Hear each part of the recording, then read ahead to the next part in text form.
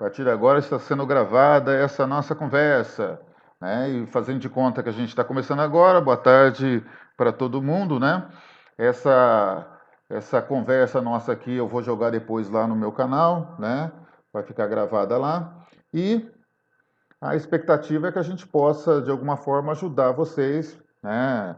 A ter um desempenho melhor domingo na prova, né? Não só na prova de física, como algumas coisas que a gente fala em física vão também ter relação numa prova de química, numa prova de biologia, na própria prova de matemática e essas disciplinas na prova de física também, porque as coisas meio que se entrelaçam em vários momentos, então acho que é válido a gente ter essa noção também, beleza?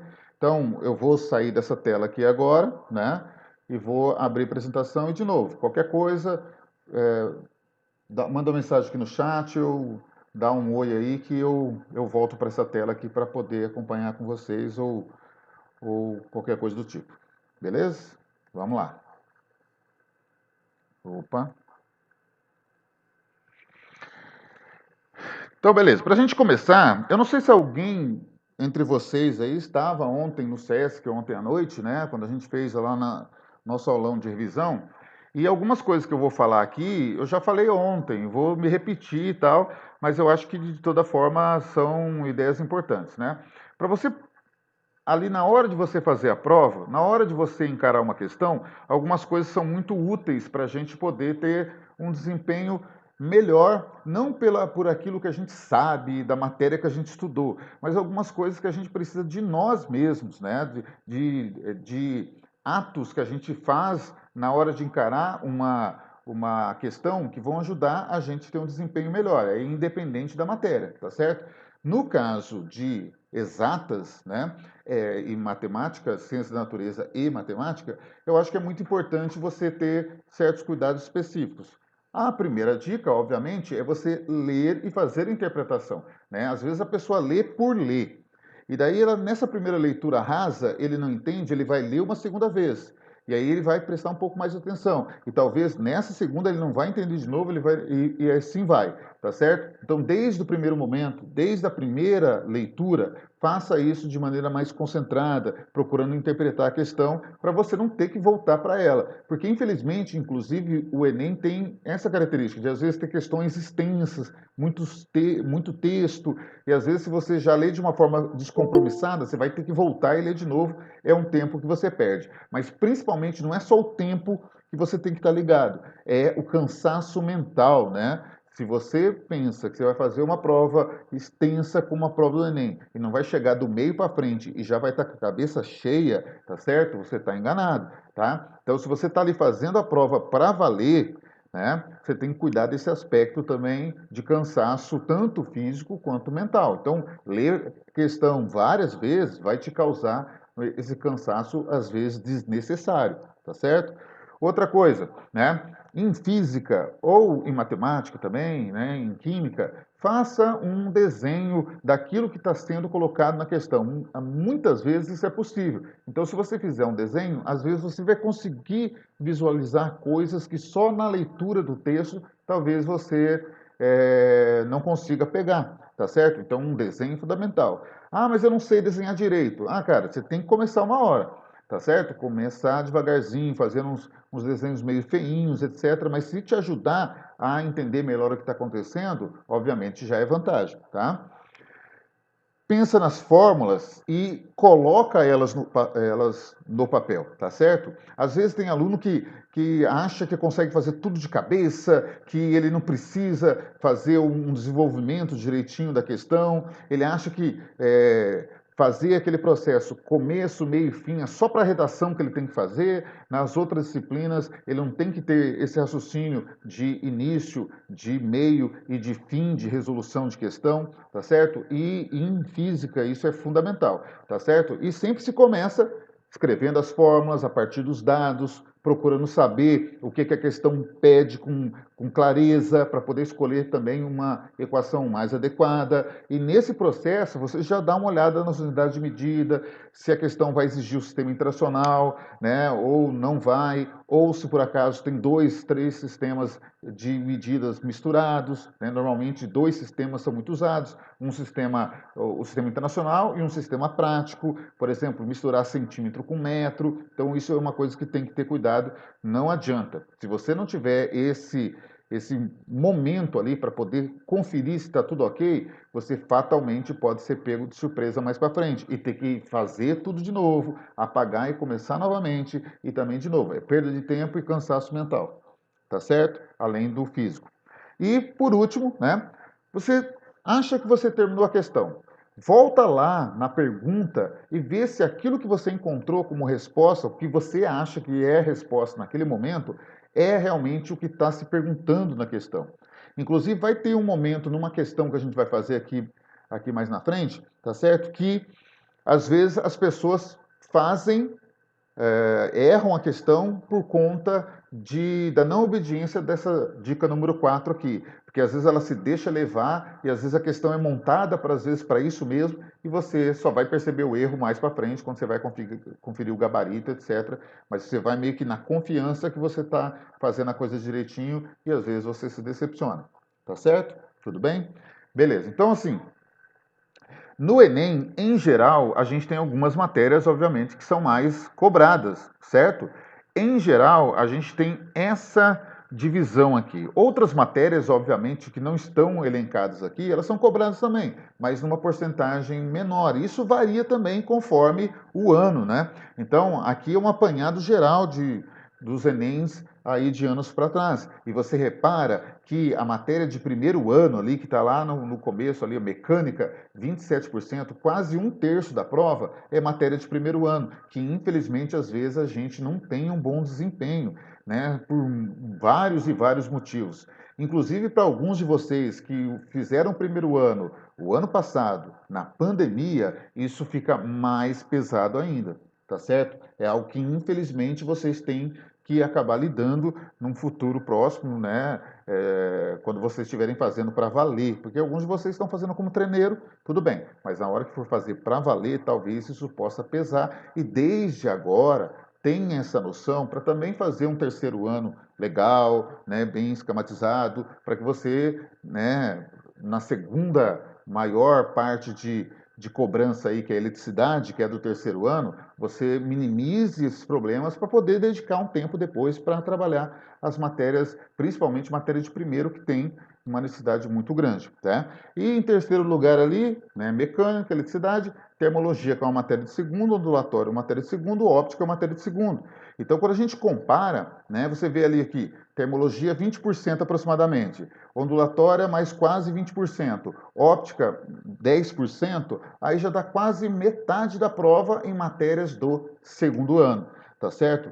Mais termologia e ondulatória, que inclusive a gente vai abordar aqui hoje, tá certo? Mas são coisas que a gente tem que ter um cuidado maior, tá certo? Um olhar mais cuidadoso, porque a gente vai ter cobrança disso com certeza, tá? E também ter aquela ideia, né? Como que eu misturo, por exemplo, termologia com química? Como que eu misturo, por exemplo, ondulatória com biologia? Qual é a conexão que eu posso fazer entre as disciplinas? O Enem faz muito disso também. Então é algo que você tem que ter esse cuidado, essa noção, tá certo? Que vai acontecer, né, de você, numa questão de química, precisar de conceitos de física, numa questão de biologia, precisar de conceito de química, numa questão de biologia, precisar de física, e física, biologia, e por aí vai, tá certo? Outra coisa também que a gente tem que estar sempre ligado e não tem como escapar disso.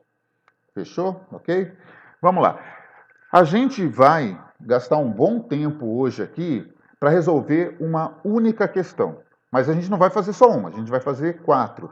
Né? Ou a gente vai trabalhar 4 questões. Mas a gente vai gastar um bom tempo aqui trabalhando uma questão só.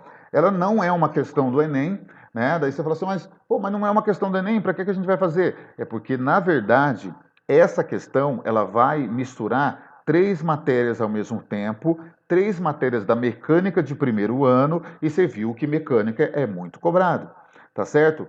Questões nesse estilozinho aqui, o Enem não cobrou até hoje, mas Todos os processos que a gente vai ver para resolver essa questão específica já apareceu no Enem e aparece nos vestibulares tradicionais aí também a toda hora, tá certo? O estilo de questão aparece na UFT, no IF, na UNIG, tá? Aparece com muita tranquilidade. Agora, o estilo no Enem não é muito cobrado, esse estilo de questão, tá certo? Mas vai servir para a gente trabalhar bastante conceito aqui. Fechou?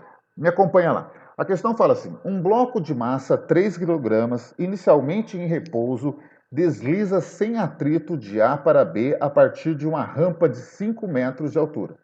Aí ele fala, conforme a figura que segue.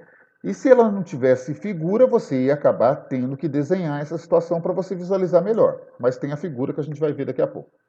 Ao atingir o ponto B, o bloco é desacelerado e percorre uma distância de 10 metros até parar no ponto C. Tá? Então a questão vai pedir para você, desprezando resistência do ar, o ar não vai atrapalhar, o coeficiente de atrito cinético entre o bloco e a superfície do ponto B até o ponto C é, ele dá as alternativas aí para gente, tá? A situação é essa aqui, tá? Deixa eu ver aqui. Sim, eu estou gravando. Isso, eu estou gravando num app à parte aqui, tá? Beleza? Bom, então olha só. Nessa situação, olha o que a questão propõe para a gente. Tem aquele bloquinho ali, né? Aqui, tem o bloquinho aqui, ó. Né? 3 kg, ele está nesse ponto A, 5 metros de altura, ele vai descer a rampinha, né? Toda essa parte aqui, primeira, de A para B, não tem atrito, a questão falou isso para a gente. Quando ele passa por esse ponto B aqui, ele vai sofrer atrito nessa região por 10 metros e vai parar nesse ponto C aqui. Tá bom? A questão quer que a gente calcule o coeficiente de atrito nessa região aqui, porque no resto não tem. Beleza? Então é uma questão de mecânica de primeiro ano. Tá beleza? Vamos destrinchar e dividir essa questão em 3 pedaços para a gente resolver ela como um todo. Ah, e detalhe: muitos alunos que se propõem a estudar física de primeiro ano acham esse tipo de questão um inferno, muito difícil, é muito complicado. Mas por quê? Porque ela depende de 3 matérias ao mesmo tempo. Por isso que a gente vai dividir ela em 3 partes de resolução. E isso traz uma dificuldade, né? Porque a pessoa vai ter que ter 3 matérias diferentes para resolver uma única situação. Em mecânica de primeiro ano, isso não é incomum, acontece algumas vezes. Só que quando às vezes a pessoa tem uma falha em algum desses 3 processos, por exemplo, ele não vai conseguir desempenhar. Mesmo que ele saiba 2 muito bem, faltando um terceiro ele não resolve. Por isso que muitas vezes as pessoas sentem dificuldade nesse estilo de questão. Tá certo? Beleza? Então vamos lá. Qual o raciocínio para a gente fazer a resolução dessa questão? Certo? Primeira coisa, nós vamos ter que entender o seguinte: a questão pede coeficiente de atrito. O coeficiente de atrito, ele vem do atrito, a força atrito. Atrito é coeficiente de atrito vezes a normal, certo? Tudo isso aí a gente vai especificar mais para frente. Quando o bloco está nessa região aqui, a única força que age sobre ele é o atrito para fazer ele parar. Então, o atrito vai ser a força resultante. Como que a gente calcula a força resultante? Segundo a lei de Newton, força resultante, massa vezes aceleração. Aí, para a gente calcular esse atrito, eu preciso da aceleração. E para calcular a aceleração, eu preciso de velocidade, tá certo? Porque a aceleração é variação de velocidade com o tempo, né? Então, nós vamos procurar o coeficiente de atrito, que a questão está pedindo, mas a gente vai fazer isso primeiro pensando nas etapas. Eu tenho que ter velocidade, eu tenho que ter aceleração, eu tenho que ter força resultante para poder fazer o caminho de resolução. Tá certo? A gente vai, Caroline, devagarzinho vendo as partes. E aí a gente vai falar de cada uma das partes e a gente vai falar do enunciado também, dividido por partes. tá bom? A gente vai devagarzinho, tá? Olha só, primeira etapa de resolução. Então a gente vai olhar para o nosso desenho e nós vamos designar a primeira etapa de A para B. E a gente vai resolver essa parte por energia, tá? Por energia. Então a gente precisa saber como funciona o processo de energia, tá? O que é energia? Energia é aquilo que você precisa para fazer qualquer coisa que existe na sua vida, tá certo? Para tudo você precisa de energia. Nada se faz sem energia. Por isso que o processo de análise energético ele é tão importante para a gente em ciência da natureza. Vai aparecer em física, vai aparecer em química, vai aparecer em biologia, porque é o algo mais fundamental que a gente tem. Então, para você estudar biologia, você precisa de ter noção de energia. Para estudar química, a mesma coisa. Para estudar física, a mesma coisa, que na verdade o conceito vem da física, tá certo? Então, energia é o fator primordial para a existência de tudo que a gente conhece, tá beleza? Quando a gente vai, nesse momento, trabalhar energia, a gente vai especificar um tipo de energia que é o da energia mecânica. A energia mecânica é quando você tem que lidar com o movimento do corpo. Aí é energia mecânica. Só que a gente tem um monte de energias, né? No primeiro ano você tem energia mecânica, no segundo ano você tem energia luminosa, energia sonora, energia térmica, chega no terceiro ano você tem energia elétrica, energia magnética, ou seja, energia está por todo o conteúdo de física, tá? Então, nesse caso específico aqui, a gente vai trabalhar energia mecânica. A energia mecânica ela é dividida em dois grandes formatos de energia, a chamada energia cinética e a chamada energia potencial. Cada energia ela tem um algo de identificação, ou seja, você vai olhar uma situação, vai aparecer algo que vai identificar para você qual é o tipo de energia que você tem que analisar naquele momento, tá certo? Vai aparecer um fator que vai dizer, ó, aqui tem energia cinética. Ah, não, aqui tem energia potencial, tá certo? E, por exemplo, a energia cinética, ela sempre vai estar associada ao movimento de um corpo. O corpo está se movimentando, um átomo, né, nos seus elétrons estão se movimentando ao redor do núcleo do átomo. Então, beleza. Então, os elétrons têm energia cinética. Você está se movimentando, você está num carro, né, tem movimento, seja do que for, você tem energia cinética associada, calculada como mv ao quadrado sobre 2. Percebe um detalhe? A velocidade está ao quadrado. Isso significa que se eu aumentar a velocidade duas vezes, por exemplo, a energia cinética vai aumentar também por 4, por causa daquele quadrado. Então a importância da velocidade para a energia cinética é absurda, porque se você mexer um pouquinho na velocidade, você já faz o corpo ganhar muita energia, tá certo? Essa é a ideia associada aqui. Agora, a chamada energia potencial, ela está ligada a você guardar energia para em algum momento você gastar para alguma coisa, tá certo? Então, por exemplo, né, a energia potencial, ela pode ser dividida em duas, a energia potencial gravitacional e a energia potencial elástica.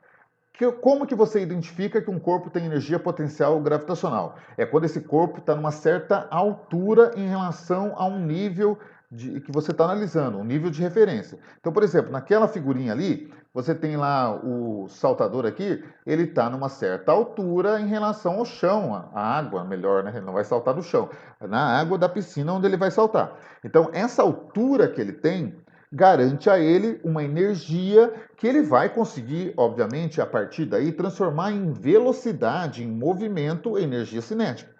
Mas primeiro, antes dele adquirir velocidade, ele tem que acumular energia numa outra forma. A outra forma que, nesse caso, ele acumula energia, chamada potencial gravitacional, dada por mgh. MG agora. Tá certo? Beleza.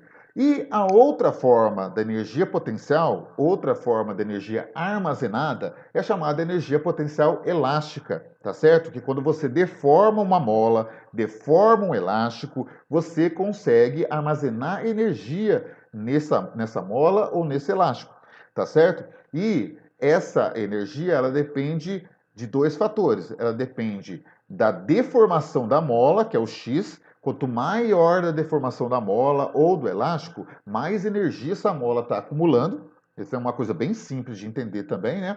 E depende desse K aqui, ó. Esse K é a constante da mola. A constante da mola depende do material que é feito a mola. Então, por exemplo, você pega uma mola de suspensão de caminhão. Essa mola é uma mola grossona, porque ela tem que também sofrer, ela vai sofrer forças muito grandes. Agora, você tem uma lapiseira, certo? Uma lapiseira, em que você vai fazer o grafite sair daqui na outra ponta, né? Apertando aqui em cima. Você vai apertar uma mola, que é pequenininha. Então, com o seu dedão, sem muito esforço, você consegue movimentar essa mola.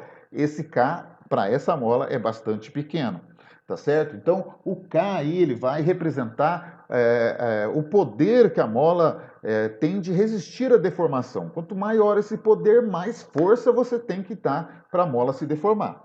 Tá certo? E desse modo você acumula energia na mola também, que de repente você aperta uma mola, ela está presa, e de repente você solta essa mola e empurra o que estiver pela frente, por conta da energia que ela tinha guardada. E ela vai transformar essa energia em quê? Em energia cinética de um corpo que estava encostado nela, por exemplo.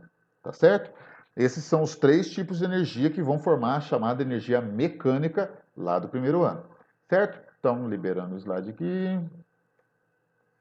Vamos lá. Então, resumindo, energia cinética tem a ver com velocidade, energia gravitacional tem a ver com altura, energia elástica tem a ver com deformação. É só você ver. Tem elástico? É energia potencial elástica. Tem mola também, né? Tem altura? Energia gravitacional. Tem velocidade? Energia cinética.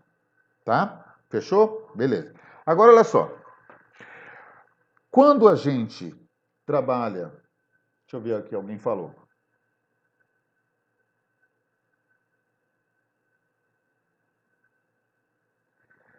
Pois é, Pedro Igor, a gente geralmente usa o chão, a superfície terrestre, como nível de referência. Então, em relação a esse nível, a gente não tem energia potencial gravitacional. Só quando a gente passa desse nível. A gente sobe numa escada, por exemplo, sobe no andar de um prédio.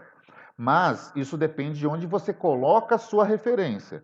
Se você colocar a sua referência no centro da Terra, tudo bem, mas normalmente a gente usa o nosso nível de referência, o solo, tá certo? Daí, nesse caso, em relação à energia gravitacional, a gente tem sempre energia gravitacional zero, em relação a essa referência. Mas a gente pode colocar a referência nossa, a gente pode mudar. Por exemplo, né? Eu tenho a minha caneca aqui.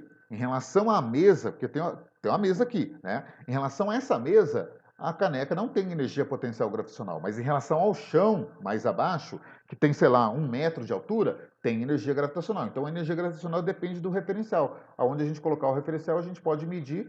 Um corpo pode ter energia gravitacional em relação a um ponto e pode não ter em relação a outro. É dependendo do referencial. Fechou? Tá travando?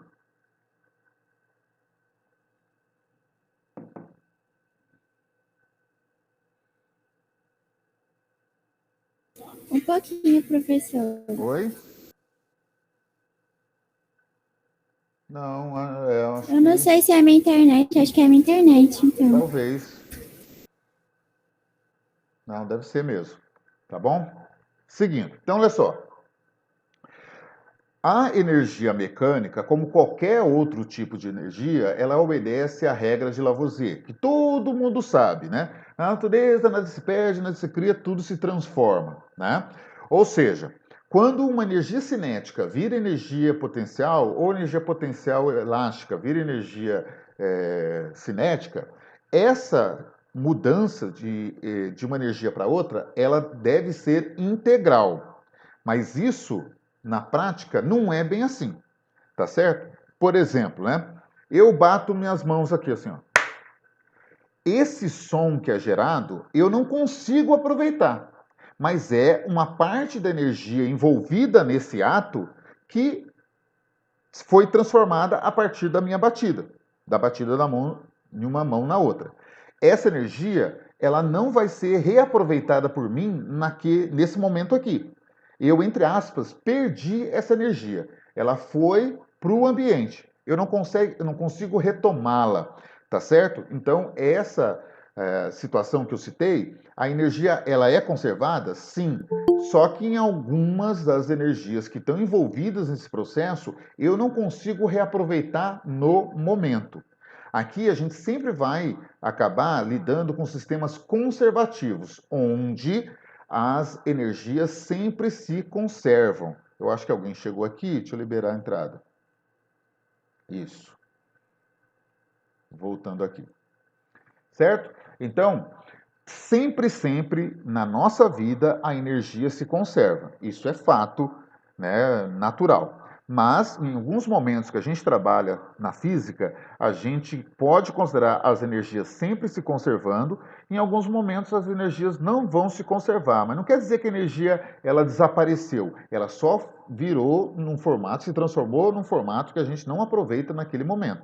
Por exemplo, energia de atrito. Tá? Quando um carro freia, né, é o atrito que segura ali, tá? E toda vez que a gente age com atrito, por exemplo, se você esfregar suas mãos agora, elas vão esquentar. Isso é em virtude do atrito. Essa energia que vai ocasionar o aquecimento, a gente não consegue aproveitar para alguma outra coisa nesse momento, tá certo? Então não quer dizer que a energia foi perdida, ela só se transformou num formato que a gente não aproveita naquele momento, tá? Em relação às nossas energias mecânicas aqui, que são compostas pela energia cinética, energia potencial, gravitacional e elástica, a soma dessas energias sempre vai ser constante em todas as situações que a gente vai analisar, desde que não tenha atrito, tá certo? E a gente vai chamar esse sistema de conservativo.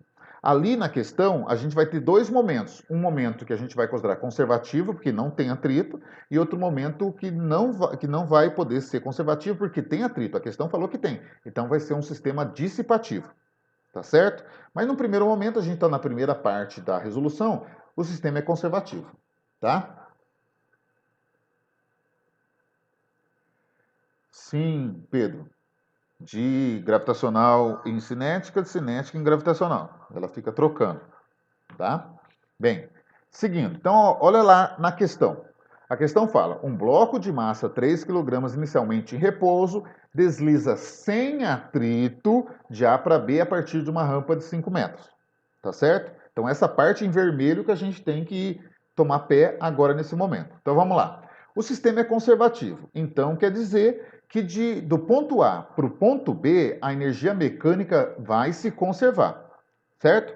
Aí a gente vê assim, ó. Bom, aqui no ponto A, que energias esse bloco tem? Nós temos três, né? Energia cinética, gravitacional e elástica. Você está vendo mola ali? Não tem mola. Está vendo elástico? Não tem elástico. Então a elástica não existe ali no ponto A. O corpo está em movimento? Não. Então não tem energia cinética também no ponto A. A única energia que sobra no ponto A é a gravitacional, porque tem altura. Correto? Beleza? Agora, olha no ponto B. Então, aqui no ponto A só vai ter energia potencial gravitacional, não é isso? Agora, quando ele chega aqui no ponto B, que é o zero da minha referência, como eu estava falando ali com relação à pergunta foi feita, ali é o zero da referência. Então, o corpo não tem mais energia gravitacional, não tem mola, mas só tem velocidade, porque ele vai transformar toda a energia gravitacional que estava no ponto A em energia cinética aqui no ponto B. E como não tem atrito no meio do caminho, não tem perda nenhuma. Toda energia gravitacional vai se transformar em energia cinética integralmente. Por isso que a gente diz que a energia mecânica lá no ponto A tem que ser igual à energia mecânica no ponto B, para a gente poder obedecer à regra de sistema conservativo. Ah, mas na prática, na real, não é assim. É claro que não é, mas a gente considera para facilitar a nossa vida. Beleza? Tá? Então vamos lá. Então, energia mecânica no ponto A é igual a energia mecânica no ponto B. No ponto A só tem energia gravitacional. No ponto B só tem energia cinética. Energia gravitacional, mgh. Energia cinética, mv ao quadrado sobre 2. Agora repara, a questão deu para a gente a massa. Mas se repara que a massa aqui não vai fazer diferença? Porque ela vai poder ser cortada? Então é isso que vai acontecer. A gente vai cortar a massa e a gente consegue organizar os dados para que a gente chegue em que a velocidade no ponto B vai ser a raiz quadrada de 2 vezes g, que é 10 metros por segundo, né? Vezes a altura, que são 5 metros que a gente tem da questão. Tá? Eu vou passar o 2 aqui multiplicando, vou passar o quadrado no formato da raiz para o outro lado. Certo? E aí, se eu jogar os valores, 2 vezes g é 10, dá 20. 20 vezes 5, que a altura é 5, vai dar 100. Raiz de 100 10. Então, o corpo chega ali embaixo com uma velocidade de 10 metros por segundo. Tá bom? Ah, e detalhe, esqueci de falar logo no começo. Essa apresentação também, quem quiser, pode me solicitar que eu envio para você, não tem problema. A apresentação, tá? Às vezes você vai querer assistir no YouTube depois, ou vai aconselhar para alguém, mas se você quiser a apresentação, pode me pedir que eu mando para você. Ah, mas eu não tenho o seu telefone. Ah, tem um monte de gente aí que tem, né? Nos grupos aí, rola, nos grupos da escola tem, achar o meu número não é difícil não, tá bom? Beleza, então seguindo o baile aqui. Então a gente já resolveu a primeira parte, a gente já calculou a velocidade do corpo até chegar no ponto B. Agora nós vamos pensar do ponto B para frente, tá? A segunda etapa da resolução vai ser a partir da cinemática de B para C, tá certo? E lembra, por que a gente vai apelar para a cinemática aí agora? Porque a gente vai precisar da aceleração. Lembra que eu falei lá no começo? A gente precisa do atrito, o atrito vai ser a força resultante é massa vezes aceleração, para ter aceleração eu tenho que ter velocidade. Então a gente já calculou a velocidade, agora falta a aceleração no caminho que a gente precisa para resolver isso aí, tá? Agora, todas as vezes, inclusive essa semana, quarta-feira, aconteceu isso, tá certo? Eu perguntei numa sala de cursinho, né, quantas fórmulas tem em cinemática? E sempre que eu tô para falar de cinemática, eu faço essa pergunta lá no cursinho. Claro que eu não vou fazer isso na escola, numa turma de primeiro ano, que o aluno não viu cinemática ainda, vamos dizer assim, né? Mas no cursinho, que teoricamente a pessoa já fez o ensino médio completo, né? Eu chego e pergunto, beleza, ó, quantas fórmulas tem em cinemática? E essa semana uma aluna respondeu como várias vezes já aconteceu. Professor, tem um monte de forma, mas na verdade, mesmo, só existem, em toda a cinemática, só existem 4 formas. O grande problema é a gente entender como que essas 4 elas podem virar outras formas. Mas na base só existem 4. Todas as outras a gente faz a partir dessas 4. Tá certo? E esse é o problema. Às vezes a pessoa não entende como faz essa modificação de uma equação, como que a gente lida com ela, ele acaba achando que aquela equação ali é igual é diferente dessa aqui, e na verdade o aqui e o aqui, ali, elas são a mesma forma, só que elas estão representadas de uma maneira diferente. Tá? Então, qual é a grande a dúvida e problema da cinemática? A grande dúvida geralmente é qual fórmula, qual porcaria de fórmula que eu vou trabalhar. Certo? E aí, um fundamento para você não ter problema com isso é pensar no seguinte: presta atenção na velocidade. Tá certo? É a velocidade que vai descrever para você qual equação você vai usar. Mas, né? É claro, como que você identifica que você está na frente de uma questão de cinemática? Todas as questões de cinemática, para você entender que é cinemática, você vai observar a existência de 3 ou 4 coisas dentro dessa. Deixa eu falar de novo. São 4 coisas em geral, mas às vezes você não precisa ter as 4 informações. Que informações são essas? Espaço, velocidade, aceleração em função do tempo. Então, quando você lê uma questão e você tem essas informações, lembra, não precisa ter todas, mas você tem essas informações, é uma grande denúncia que você está na frente de uma questão de cinemática. Porque esse é um outro problema também, né? Tem aluno que lê uma questão e fala assim, cara, eu não sei nem da onde saiu essa bagaça aqui. Entendeu? Então, num primeiro momento, você tem que pelo menos ter noção de que parte da matéria aquilo ali está vindo, né? Para você até poder procurar equação e coisa do tipo. Então, cinemática é bem simples de identificar. Espaço, velocidade e aceleração em função do tempo. Beleza? Então, vamos lá. Como que a partir daí você vai escolher a fórmula mais adequada? Dessas 4 que eu falei, tá certo? Você vai prestar atenção na velocidade. Então, você vai fazer a pergunta para você o seguinte, ó, a velocidade é constante? Para essa pergunta, você tem 2 respostas, né? Sim e não. E se você responder sim para essa pergunta? O que significa um movimento em que a velocidade é constante? É um movimento que não tem aceleração, né? E por quê? Porque a aceleração é a variação da velocidade. Você está lá dirigindo um carro, tem um caminhão na sua frente, para você ultrapassar o caminhão, você pode continuar tendo a mesma velocidade? Você estava 80 km por hora. Como que você vai ultrapassar o caminhão mantendo 80 km por hora? Não tem jeito. Você tem que aumentar a velocidade, acelerar. Então, se você tem aceleração, não tem velocidade constante, certo? Beleza? E se você tem velocidade constante, você não tem aceleração. Quando você não tem aceleração, Quando você tem velocidade constante, qual é o tipo de movimento que você desempenha? Responde na sua cabeça aí. O movimento de quando um corpo está em velocidade constante é um movimento uniforme, não é isso? Agora, quantas fórmulas a gente tem para resolver todas as questões de movimento uniforme? Uma só. Aí tem gente que diz, não é possível isso não. Eu fazia questão lá e tinha trocentas formas de resolver com um monte de... Não. Movimento uniforme é só uma forma, uma fórmula. Mas essa uma fórmula, ela pode mostrar para a gente, ela pode aparecer para a gente de duas formas diferentes. Ela pode ser escrita como ΔS por ΔT, para calcular a velocidade, ou no formato, que é o formato fechado, ou no formato aberto, a famosa equação do sorvete. Certo? Isso, Pedro, mas calma aí, vamos chegar lá. O cara tem um raciocínio mais rápido, mas calma aí, devagarzinho no andor. Tá certo? Beleza? Então, assim, velocidade é constante, movimento uniforme, só tem uma equação para resolver, sorvete. Ou você vai usar a equação na forma aberta, ou vai usar a equação na forma fechada. Mas como que eu vou saber? O pessoal é agoniado, né? Eu sou muito nervoso, eu sou muito agoniado, eu não sei. Calma, lê a questão, tira os dados e vê quais os dados foram fornecidos para você, aí você vai escolher a melhor equação aí conforme os dados, tá certo? Que foi descrito para você, tá? Lembra sempre, respira, né? Calma, ansiedade baixa aí, né? Beleza? Eu sei que é difícil, mas baixa a ansiedade e tal. Agora, você também pode perguntar para você mesmo, olhando a questão, se a velocidade é constante, e você responde que ela não é constante. E como que eu sei que ela não é constante? Porque ela varia, né? Mas é claro, você vai ter que olhar a velocidade, vai ver se ela vai mudar o valorzinho dela conforme você vai ler a questão. Ou a questão vai te descrever uma aceleração. A questão pode até não dar dois valores de velocidade para você entender que mudou a velocidade, mas falou em aceleração, né? Você está diante de uma questão de movimento variado. Tá certo?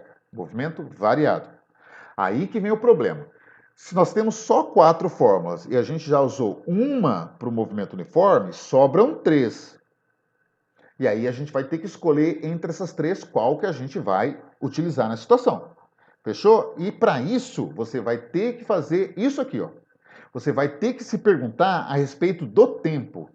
Porque você vai falar assim, o tempo é dado, o tempo é pedido. Se o tempo não for dado e não for pedido, você só tem uma equação para resolver a questão inteirinha, que é o famoso Torricelli, ou a famosa equação do Torricelli, tá certo?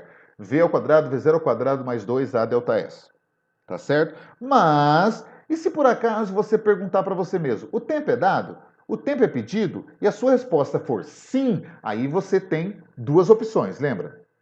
Movimento uniforme é uma opção só. Depois agora a gente já usou Torricelli, sobraram duas equações. Aí você vai ter que escolher entre as duas. Ou você vai usar sorvetão, tá certo? Deixa eu sair daqui da frente um minutinho. Ou você vai usar sorvetão, ou você vai usar a forma fechada ou a forma aberta para aceleração, ou a equação da vovó. Tá certo? E de novo, como que eu vou saber qual é uma, qual é outra? Calma, olha os dados. A questão vai te orientar pelos dados e por isso que é importante você saber tirar os dados.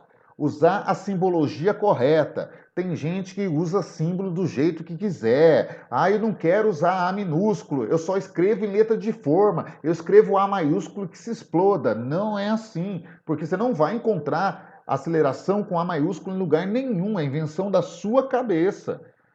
Tá certo? O símbolo é um A minúsculo. Então, você pode gerar dificuldade para você mesmo quando você não quer obedecer regras simples de simbologia, tá certo? Cuida disso, tá bem? Para você poder encaixar. Eu tirei os dados, eu vi lá que eu tenho aceleração, então eu vou buscar uma equação que tem aceleração, para eu poder usar aquela informação, senão fica sem sentido.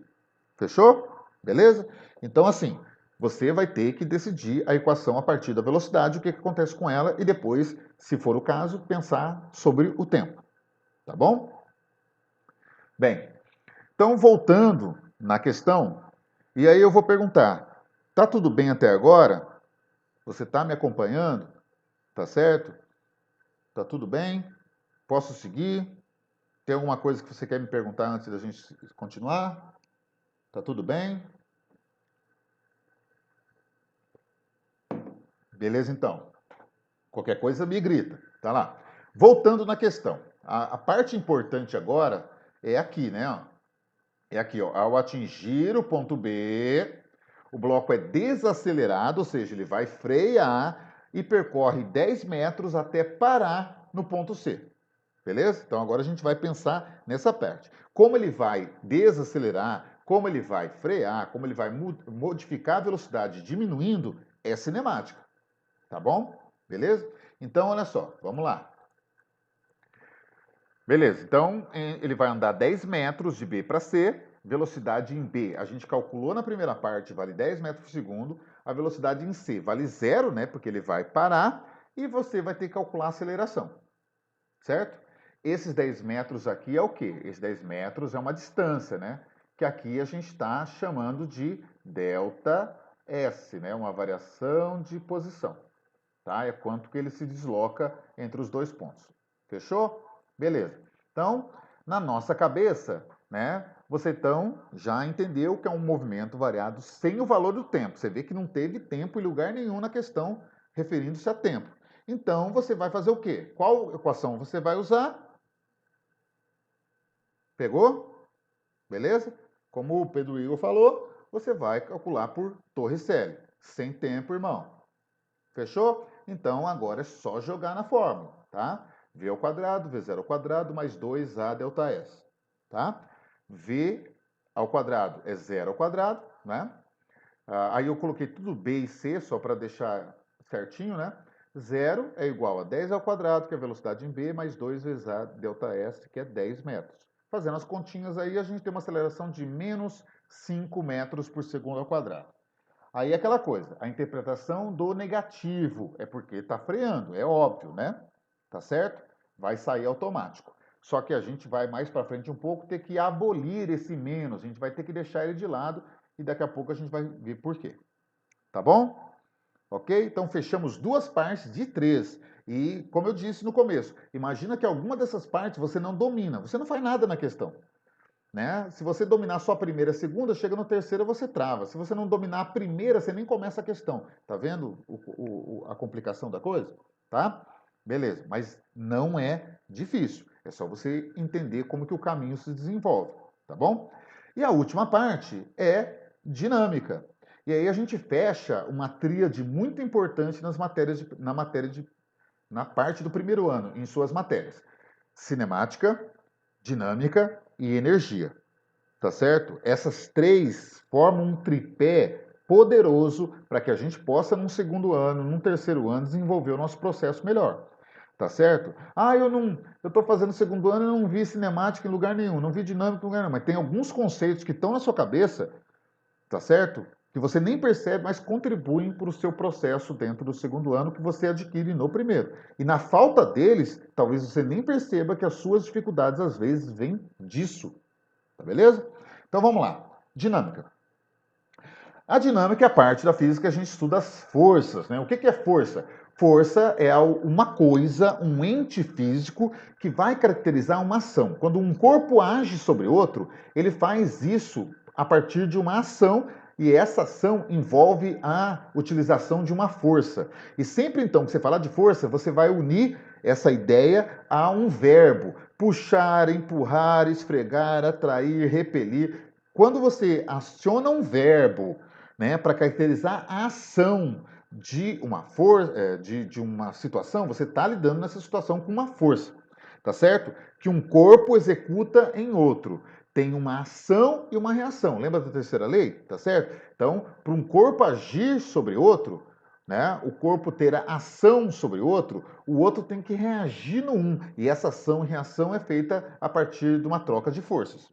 Tá bom? Bem, as forças são divididas em duas formas também, dois tipos: a força de contato, ou as forças de contato, e as forças de campo. A força de contato, o nome está dizendo, tem que ter contato entre os corpos. E a gente tem 3 forças de contato que a gente vai utilizar e pensar nessa parte da dinâmica. Porque, na verdade, no primeiro a gente tem mais uma outra força de contato, que é o empuxo, mas que não é real aqui nessa nossa situação. Né? Empuxo é quando a gente trabalha com hidrostática, corpos afundados em líquidos, aí aparece o empuxo. Nessa situação que a gente analisa aqui não tem isso. Nós só temos possibilidade de tração, normal e atrito. A tração é quando você puxa alguém, a normal é quando você empurra alguém e o atrito é quando você esfrega um corpo em outro, tá certo? Cada um com a sua subbiologia maiúscula, T maiúsculo, N maiúsculo, A maiúsculo, tá? Beleza. As forças de campo ou forças de ação à distância, elas não precisam ter o contato. E a gente aqui tem 3 representantes, mas que nesse momento a gente vai trabalhar com um só. A força elétrica, a força magnética e a força gravitacional. A elétrica e a magnética não é desse momento, é só a força gravitacional que a gente também chama de peso, P maiúsculo, tá? E é fácil você pensar na força de campo, né? Você pega 2 ímãs, né? Se você pegar norte com polo norte, você não consiga juntar os ímãs de jeito nenhum. É uma força que existe sem ter nada entre os corpos. E a força-peso também é assim, né? Se eu pego um corpo qualquer aqui, né? A caneta aqui, né? Eu pego e solto e ela vai cair. Caiu, tá certo? Por quê? Porque o planeta puxa esse corpo e não tem nada entre a caneta e o planeta que vá fazer isso acontecer. É uma coisa a partir do campo gravitacional, tá? Que daí é outra conversa para a gente poder entender, aqui a gente não precisa desse detalhamento. Então, nesse processo, a gente vai usar 3 forças de contato, normal, atrito e tração, e uma força de campo, que é o peso, tá? Que são mais aqui da mecânica, tá? Bom, então, como eu disse, reforçando, força é uma ação, tá certo? É a ação que um corpo executa em outro. Então, tem alguém que é o agente, aí junto, né? É agente junto aí, tá? É o agente da ação sobre outro corpo, tá certo? Alguém executa e alguém sofre essa ação, tá? Então, aí nessa figura, olha só, a gente muitas vezes apela para bloquinho, né? Para poder estudar a situação de dinâmica. E aí nesse bloquinho você tem aparecendo as 4 forças. A normal sempre vai surgir se um corpo está sobre uma superfície, encostado numa superfície, tá certo? A atração vai sempre aparecer se um corpo tiver uma corda presa nele. O peso é a única dessas forças que sempre vai existir, porque a gente sempre tem um astro perto da gente, sempre tem o planeta Terra perto da gente. E o atrito vai acontecer quando você vai tentar movimentar um corpo sobre uma superfície áspera, uma superfície rugosa, tá certo? Só que o atrito ele só vai existir se você tentar fazer o corpo se movimentar, tá certo? Se você tem um corpo, por exemplo, esse corpo aqui, ó, sobre essa superfície que é a minha mão, tá certo? E aqui não tem atrito, porque esse corpo não tende a se movimentar sobre a minha mão. Mas a hora que eu tento fazer ele se movimentar, surge o atrito automaticamente por conta da tendência do movimento. Atrito por si só não vai existir se o corpo está parado, só se ele tiver tendência de movimento ou estar se movimentando realmente. Tá certo? Bom, então assim, seguindo aqui, só para a gente completar o quadrinho aqui, para a gente ter uma noção melhor. Quando a força-peso está presente, é porque tem o agente, que é o astro, que é o planeta, por exemplo, agindo sobre um corpo. Quando tem normal, é quando tem um apoio. Quando tem um atrito, quando tem o apoio áspero. E quando tem tração, é porque tem corda ou fio. E aí a gente faz uma comparação, né? Pô, a gente, ao trabalhar com energia, a gente viu. Ter velocidade quer dizer que tem energia cinética. Tá certo? Ter altura quer dizer que tem energia gravitacional. Aqui é a mesma coisa, só que com forças. Tem apoio? Então tem normal aparecendo na situação. Tem corda? Então tem tração. E por aí vai. A gente vai fazer uma analogia. Tá bom? Beleza. Então olha só. Outra coisa que a gente vai precisar pensar aqui é como a gente calcula peso. Das 4 forças importantes aqui, peso, normal, atrito e tração, a tração não tem fórmula específica, a normal não tem fórmula específica. Essas forças vão sair a partir das outras. As outras que sobram, eu tirei da conversa normal e tração, né? O peso tem fórmula específica e o atrito tem fórmula específica, tá bom? Então, como que a gente calcula o peso? Imaginando um corpo que cai perto da superfície da Terra sem atrito com o ar, sem resistência do ar. Então, quando o corpo cai, ele basicamente só sofre ação da força do peso, tá?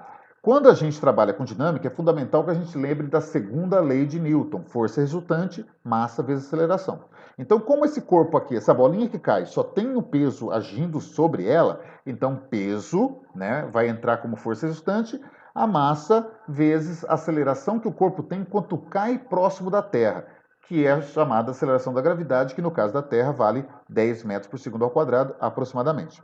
Certo? E o atrito? Como que a gente calcula o atrito? Quando existe a possibilidade de um corpo se movimentar na superfície rugosa. O atrito é diretamente proporcional a normal. Esse símbolo aqui, esse alfa que aparece aqui, ó, ele significa matematicamente diretamente proporcional. Ou seja, quanto maior a normal, ou seja, quanto mais a superfície está em contato com a outra, mais difícil é você movimentar a superfície na outra. Portanto, maior o atrito.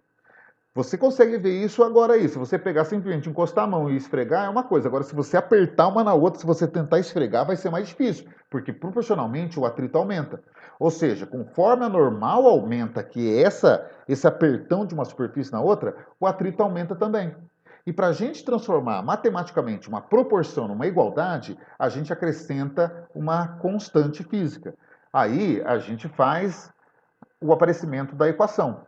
Por isso que atrito é coeficiente de atrito vezes a normal, porque a proporção entre atrito e normal, para ser transformada numa equação, precisa acrescentar matematicamente um coeficiente. E aqui o coeficiente da hora aqui da vez é o chamado coeficiente de atrito, que é o que a questão está pedindo, lembra disso, né? Que é um valor sempre positivo e sem unidade de medida. Ele é só um número puro, tá certo? Não sei se vocês repararam nas respostas lá, mas eu passei muito rápido, né? Então, assim, meio, 0,3, 0,5, 0,4 são valores sem unidade de medida. Tá bom? Seguindo, então. Vou fazer um parênteses muito forte aqui. Olha só uma questão que caiu no Enem esses tempos atrás. Uma pessoa necessita da força de atrito em seus pés para se deslocar sobre uma superfície, porque senão ele patina e não anda, correto? Logo, uma pessoa que sobe uma rampa em linha reta será auxiliada pela força de atrito exercida pelo chão em seus pés. Em relação ao movimento dessa pessoa, quais são a direção e o sentido da força de atrito mencionada no texto? Bem, antes da gente falar qualquer coisa, uma pergunta, que mentalmente você vai me responder aí. O atrito ajuda ou atrapalha? Né? O atrito é bom ou é ruim? E, infelizmente, muita gente, toda vez que eu pergunto isso em sala, tem gente que fala assim, o atrito é ruim, o atrito não é legal não, porque o atrito rouba energia, etc. Né? Então, esse raciocínio que está metade errado prejudicou muita gente ao fazer essa questão lá na prova do Enem quando ela surgiu. Por quê? Porque muita gente acha atrito é ruim. Quando eu jogo um corpo na superfície e ele para, é porque o atrito está atrapalhando, tá certo? Então a gente associa muito o atrito a corpo parar por conta da força de atrito. Então, quando nessa questão ele pergunta para onde a força de atrito vai apontar, qual a direção e o sentido dela, tem muita gente que fala assim, ó, bom, mas se a pessoa vai subir a rampa, o atrito é para atrapalhar, o atrito é para trás. Então, muita gente vai e me marca essa aqui, ó, paralelo ao apoio, ao plano e contrário ao movimento. Essa aqui foi a resposta mais marcada, assim, pela galera. Porque a pessoa pôs na cabeça dela que atrito é algo ruim, tá certo? E a gente vai ver que não é assim sempre, tá? Inclusive, eu até usei um argumento rapidinho no começo da leitura da questão, que já justifica isso, e a própria questão fala isso também, só que às vezes a pessoa não percebe. Vamos lá, olha só. Olha o que está acontecendo aí na situação. É uma pessoa, um robozinho aí subindo uma rampa, né?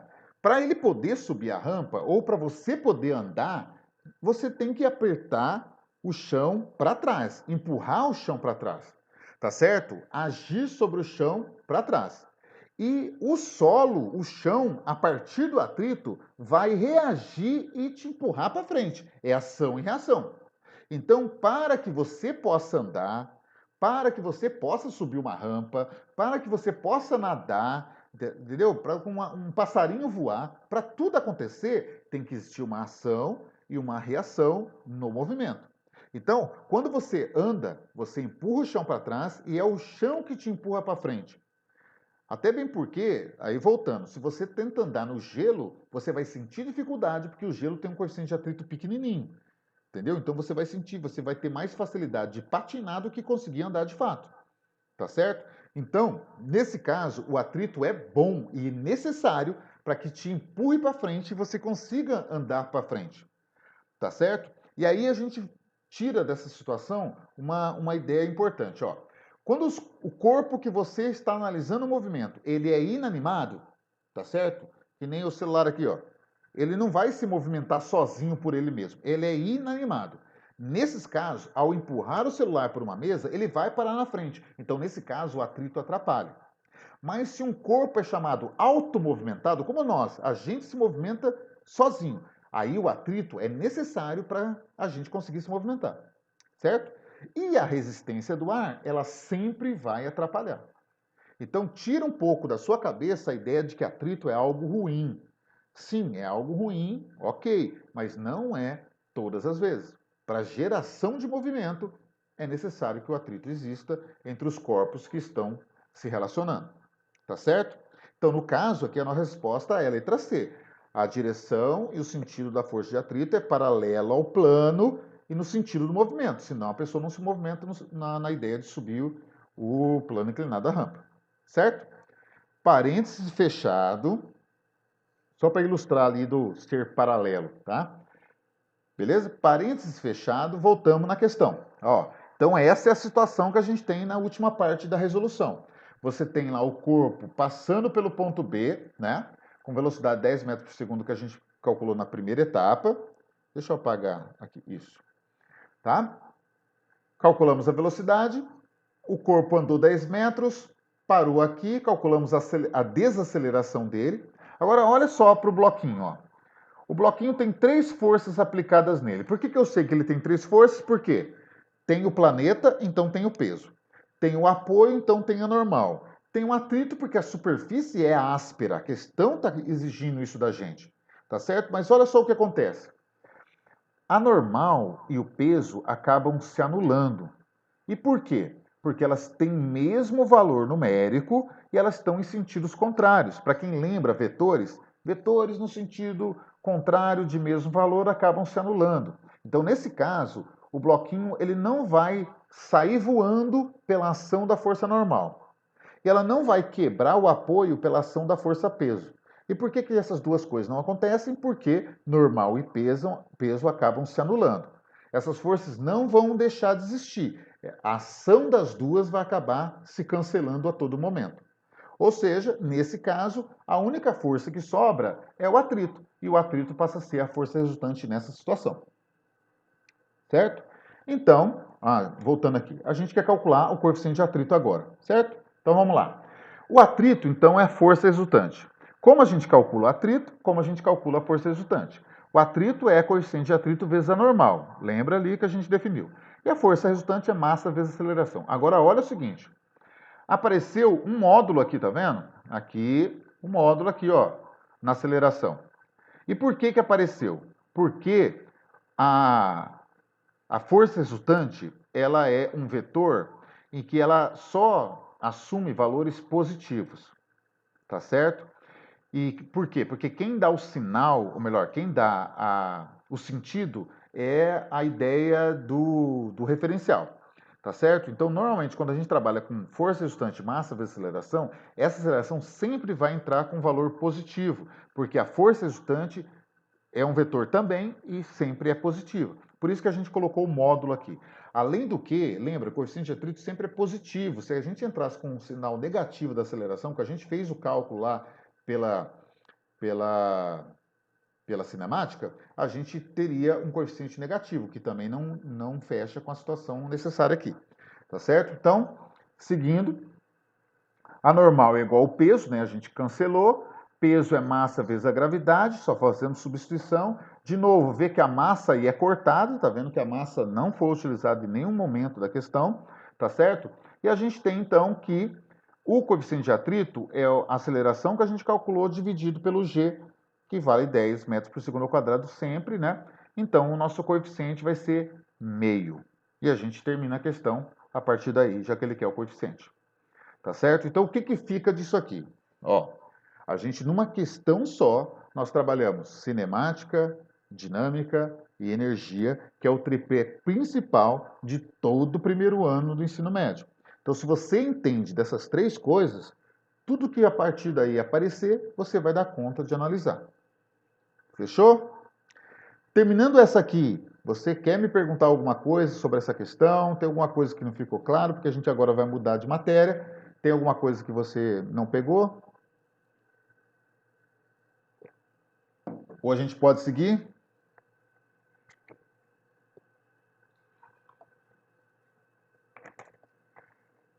Mesmo assim, se você tiver a qualquer momento que você precisar, você pode me parar. Tá certo? Seguindo. Olha só. A gente usou a primeira questão como um estudo de caso, né? Assim, para a gente lidar com mais coisas ao mesmo tempo, tá? Agora a gente vai fazer questões do Enem mesmo. Olha só essa questão.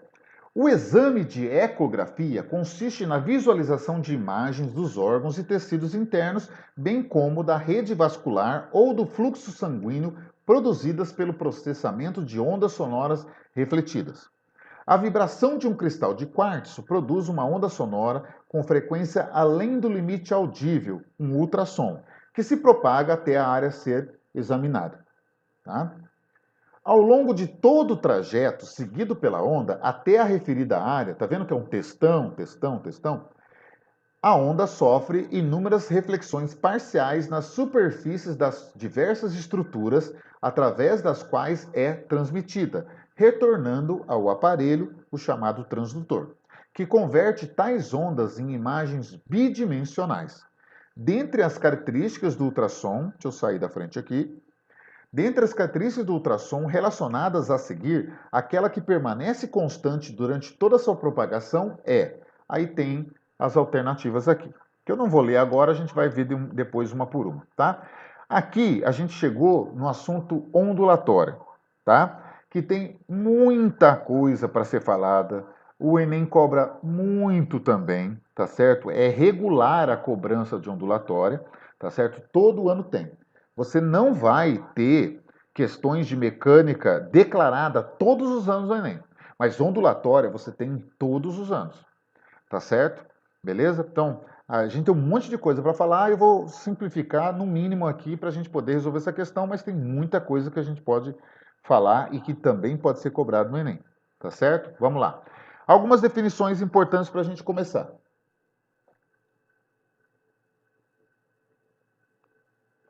Bianca, não tem problema se você não puder assistir. Eu vou jogar lá no meu canal lá e depois você termina. Não tem problema não. Pode ficar tranquila, tá? Bom, definições importantes para a gente poder começar aqui. Duas definições são muito relevantes, e principalmente a segunda aí. Período de uma onda. Período de uma onda é o tempo necessário para que uma onda percorra um ciclo completo, sempre em segundos. Ah, mas o que é um ciclo? A gente vai definir daqui a pouquinho. E frequência é o número de ciclos que uma onda tem num determinado tempo, e é dado em hertz, tá certo? Tempo e período são conceitos relacionados e inversos. Período é um tempo para número de voltas, frequência é número de voltas num tempo, tá certo? Outra coisa que também é muito relevante para a gente são os chamados elementos de uma onda, tá certo? Imagina agora, na sua cabeça, uma corda esticada, tá certo? Enquanto ela está esticada, paradinha, ela está no que a gente chama de nível de equilíbrio. Ela está desse jeito aí. Que eu estou representando pontilhado porque a gente vai modificar a posição dela, tá? Então, quando eu pego, estou segurando a corda de um lado, mas essa mão aqui eu movimento para cima e para baixo, você vai ver surgindo isso aqui na sua frente, né? A corda vai se movimentar, beleza? Bom, olhando para uma fotografia da corda, como essa que tem aí, a gente vai identificar algumas coisas relevantes para a nossa análise. Por exemplo, né? A distância do nível de equilíbrio até a parte mais alta da onda, ou do nível de equilíbrio até a parte mais baixa da onda, a gente dá o nome de amplitude. A amplitude, ela está ligada à energia que a onda carrega, ao volume de um som, por exemplo. Então, quando você vai no aparelho de som e aumenta o volume, você está aumentando a amplitude, você está aumentando a energia que aquela onda carrega. Se você está na beira da praia e vem uma onda pequenininha e bate no seu joelho ali, na sua canela, não dá nada. Mas se vem uma onda grandona, ela vai te derrubar, porque ela vai carregar muita energia, ela vai despender energia em cima de você. Isso, então, tem a ver com o tamanhão da onda, certo? Outra coisa também muito importante para a gente é entender que esse ponto mais alto da onda é chamada de crista, o ponto mais baixo da onda é chamada de vale. Deixa eu voltar para o meu ladinho que eu prefiro aqui. Tá certo? Beleza? Crista, ponto mais alto da onda, vale, ponto mais baixo da onda, a energia dada pela amplitude. Tá? Bem, agora olha só, imagina esses pontos aí que você tem na tela, tá certo? O que esses pontos representam? Representam a saída da onda do nível de equilíbrio, indo até a crista, passando no nível de equilíbrio de novo, vindo ao vale e voltando ao nível de equilíbrio. A gente completou aí o que a gente chama de ciclo, tá certo? E a distância horizontal entre o começo da onda, bem aqui, ó,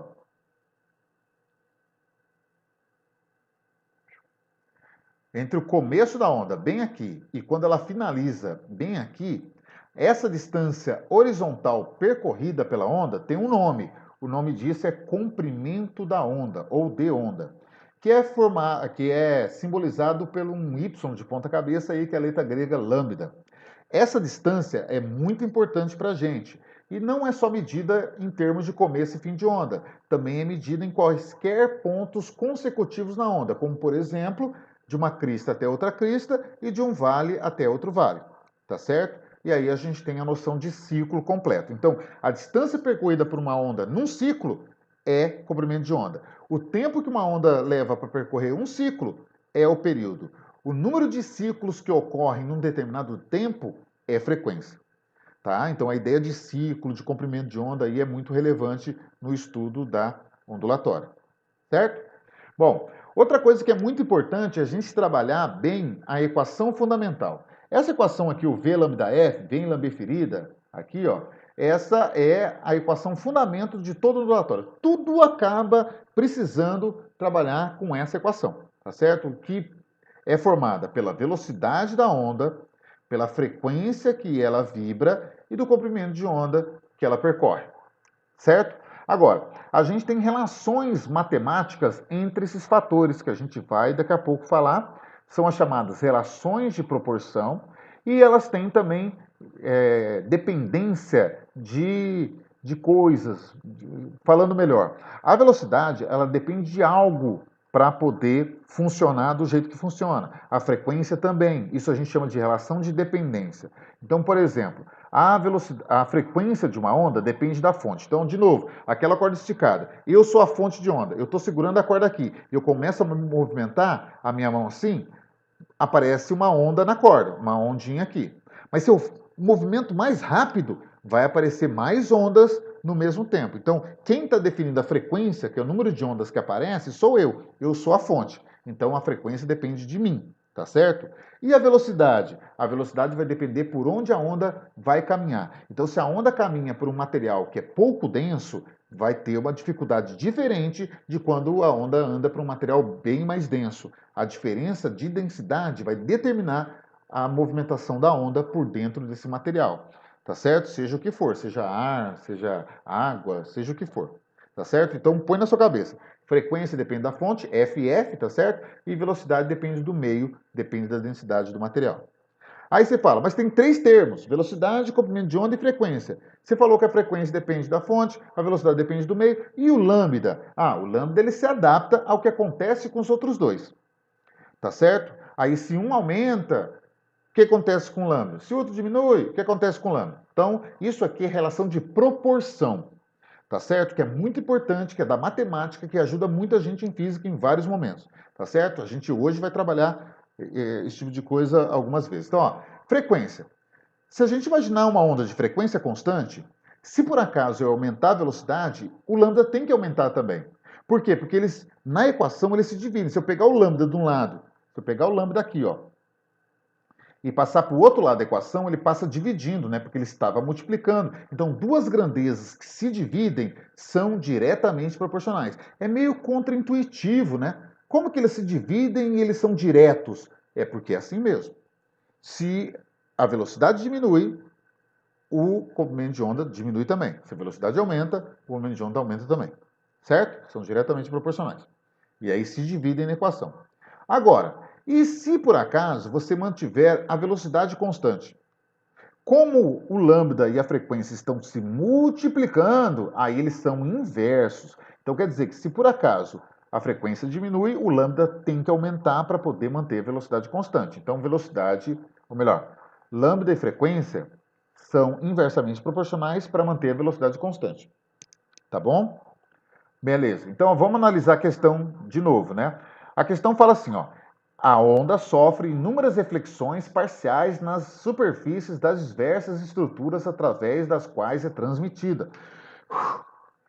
Né? Essa frase aí indica pra gente que teve mudança de meio? Põe no chat aí, sim ou não? S ou N? Teve mudança de meio por onde a onda percorreu?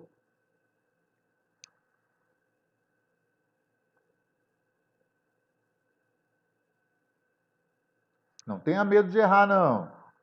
Se você não sabe, 50% de chance. Chuta. Porque, na verdade, aqui é um ultrassom, né? Você vai fazer ultrassom, você vai lá no médico, o médico vai pegar o aparelho, vai encostar lá na sua barriga, você vai fazer ultrassom da região do tórax, aqui, abdominal, e não sei o quê. Então, a onda que vai sair do equipamento vai andar dentro do seu corpo. E o seu corpo não é formado de uma coisa só. É aqui que ele fala, ó, nas superfícies, ó, sofre inúmeras reflexões parciais nas superfícies através das quais nas superfícies, é plural, tá vendo? Então mudou o meio, não é isso? Mudou o meio, né? Olha, todo mundo acertou, tá? Agora, mudou o meio, sim.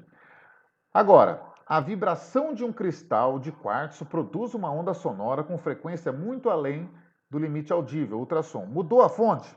Lembra que a fonte é o equipamento que o médico vai usar. Aquele equipamento no meio lá da análise dele, ele troca o equipamento, por acaso? Sim ou não? O equipamento é o mesmo, tá certo? É por isso que ele fala, produz uma onda com frequência, produz uma onda, entendeu? Então, a fonte não mudou. Se a fonte não mudou, isso quer dizer que qual daquelas informações ficou constante? Aí vamos lá na pergunta, né? Dentre as características do ultrassom relacionadas a seguir, aquela que permanece constante durante toda a propagação é. Aí olha as alternativas. Vamos olhar uma por uma, porque já está claro qual a resposta, mas vamos olhar uma por uma. Amplitude, né? Lembra, a amplitude, ela está ligada à energia que a onda carrega. E a onda sonora gerada pelo equipamento, ele vai passar por várias partes dentro do seu corpo. E inevitável que essa onda vai perder energia para se propagar. Infelizmente, não tem como. Ela vai mudar de material, ela vai ter que passar em materiais mais duros ou menos duros, etc. Ela vai perder um pouco de energia, então a amplitude vai alterar.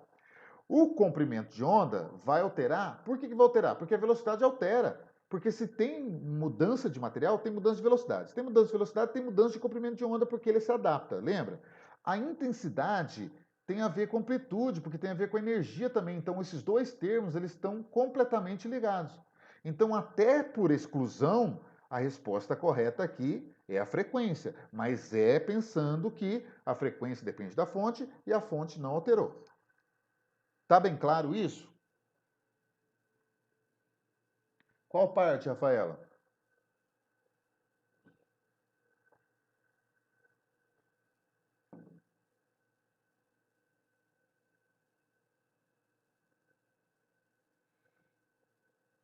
Se você quiser falar, se achar melhor falar. Ah, tá. Beleza. Então vamos lá, ó. Então a primeira pergunta é que se mudou o meio vai mudar porque tem um monte de parte diferente com estrutura diferente dentro do seu corpo. Ele fala nas diversas, né? Fala aqui, ó. Nas diversas estruturas através das quais é transmitida. Beleza. Então mudou o meio. OK. Mas na segunda pergunta fala, mudou a fonte? A fonte é o aparelho que o médico vai utilizar, né, para fazer o ultrassom. É claro que, por exemplo, se eu vou lá fazer um exame do tórax, ele vai colocar numa frequência, tá certo? Se eu vou fazer um exame do joelho, ele vai colocar em outra frequência, porque é uma parte do corpo diferente. Aquele equipamento que ele usa, ele tem um intervalo de frequência. Inclusive, se você reparar, quando você faz esse exame e você pega o resultado, quando você abre, na primeira página, ele coloca lá em cima, assim, ele coloca qual é o aparelho, qual é a marca, as informações do aparelho e coloca a frequência que foi utilizada naquele exame específico.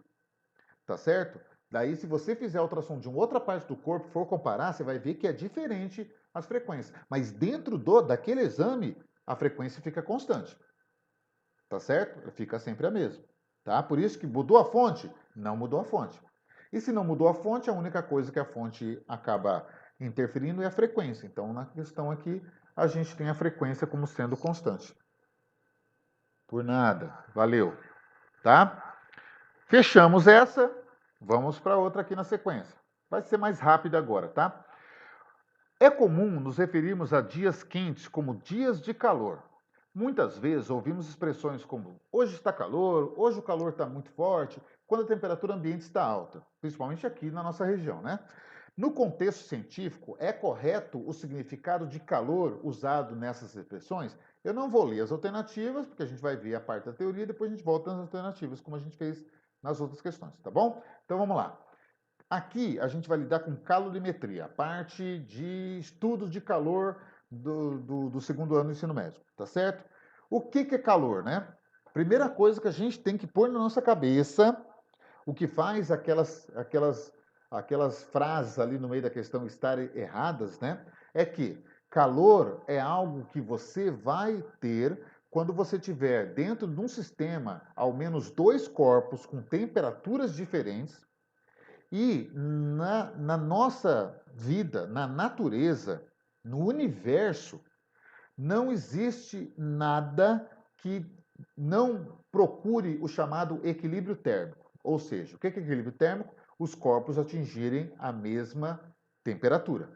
Tá certo? Então, se você coloca dentro de um ambiente um corpo com temperatura maior do que outro, esse de temperatura maior vai abaixar a temperatura dele, o de temperatura menor vai aumentar a temperatura dele até eles atingirem o equilíbrio. E para fazer isso, existe transmissão de energia entre eles, e essa transmissão de energia a gente chama de calor. Por isso que a definição é: calor é uma energia térmica que transita entre dois corpos com temperaturas diferentes, ou dois, ou três, ou quatro, tá certo? Mas claro que a gente facilita pensando em dois corpos, até atingir o equilíbrio térmico. Na hora que atingir o equilíbrio térmico, todo mundo chegou na mesma temperatura, o calor para de acontecer. Tá certo? Então, por exemplo, nessa situação aí, você tem dois corpos, tem um corpo a 80 graus Celsius, tem um corpo a 40 graus Celsius.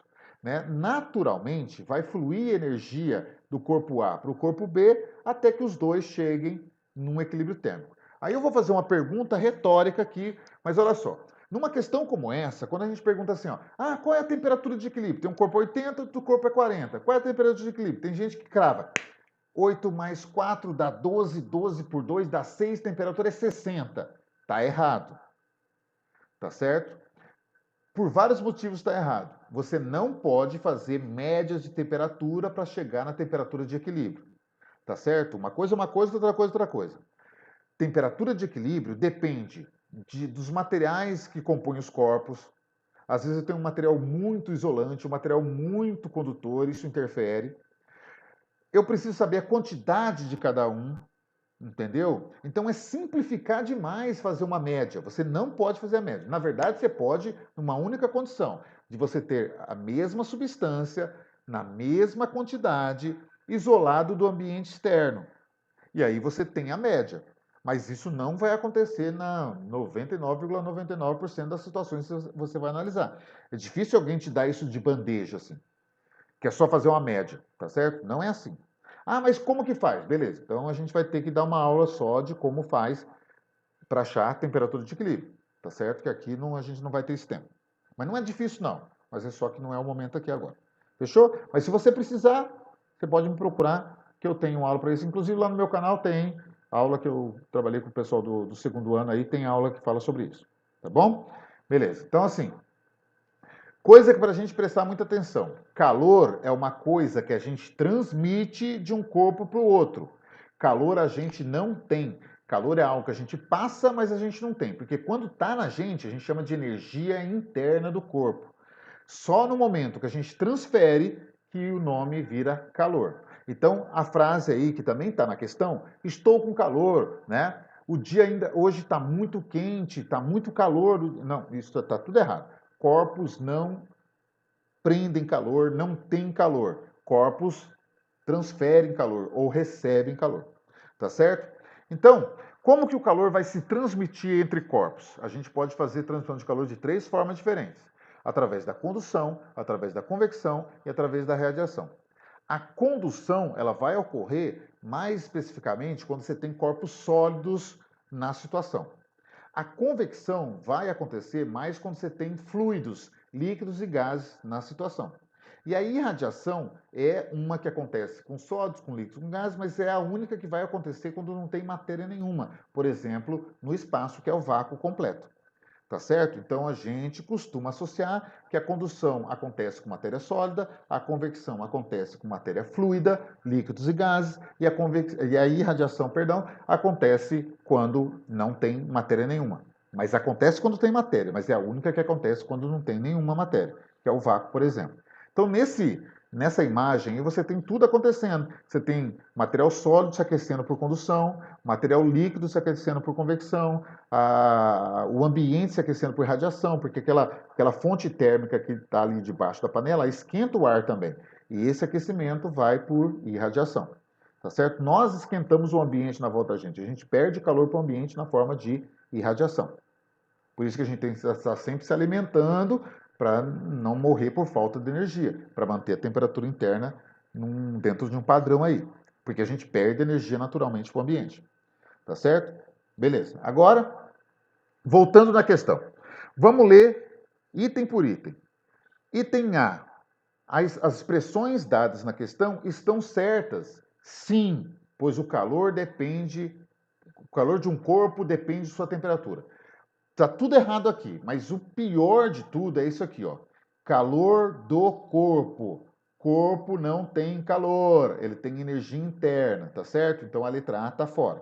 Beleza? Letra B. Sim. Apareceu sim, pode tirar da conversa. Mas aí ele fala: calor é sinônimo de alta temperatura. Não. Calor e temperatura são coisas que estão relacionados, mas não são sinônimos, e muito menos de alta temperatura. Tá? Letra B também não é.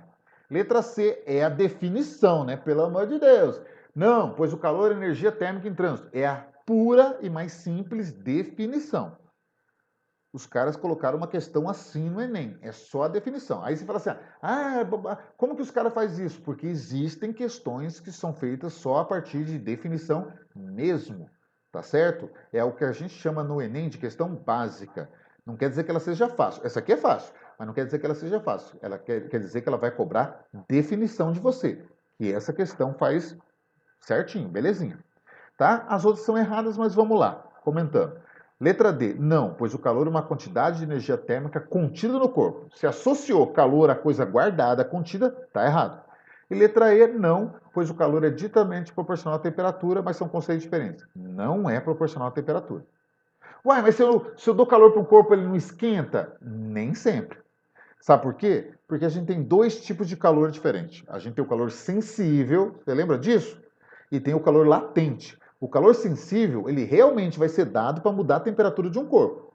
Mas o calor latente, ele vai ser dado para mudar o estado, para fazer fusão, por exemplo, para fazer vaporização. Então ele não mexe com temperatura. Então esse tipo de calor não é proporcional à temperatura porque não está nem relacionado com a temperatura. Fechou? Ok? Esse é um assunto simples, mas que aparece com muita regularidade no Enem. Tá certo? Ok? Onde está meu mouse? Está aqui. Letra C. Fechou? Tudo bem até aqui? Você tem alguma pergunta para que eu possa esclarecer, para a gente ir para a última e matar essa conversa? Como que tá? Podemos seguir? E de novo eu vou lembrar. Eu não gosto de falar isso, mas eu tenho que falar. Eu não queria estar na pele de vocês, tendo que fazer Enem, vestibular. Cara, é horrível essa sensação e essa situação. De fato, verdade. Porque tem muita coisa que pode ser cobrada de você, né? Tem muita coisa que você precisa estudar, que você tem que acumular. Algumas coisas você tem que acumular, outras coisas você tem que aprender, entendeu? É um processo difícil. A gente não consegue aqui falar de um tudo, né? E muitas vezes pode até ser que eu estou falando aqui, 80% do que eu estou falando, 90% não vai aparecer nada lá. A gente tem essa possibilidade. Eu não creio, tá certo? Que várias coisas que a gente está discutindo aqui agora vai aparecer lá domingo, tá certo? Mas existe uma possibilidade de não ter nada, mas é incomum. Mas assim, é uma situação complicada, mas a gente tenta, né, daqui e ali falar o que a gente acha que vai ter mais possibilidade. Tá dando eco? E agora, parou o eco?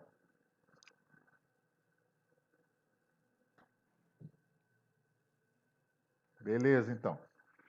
É porque o celular, ele estava aqui perto e eu tô dentro da sala também pelo celular, e aí por isso que está retroalimentando aqui, está dando eco. Beleza.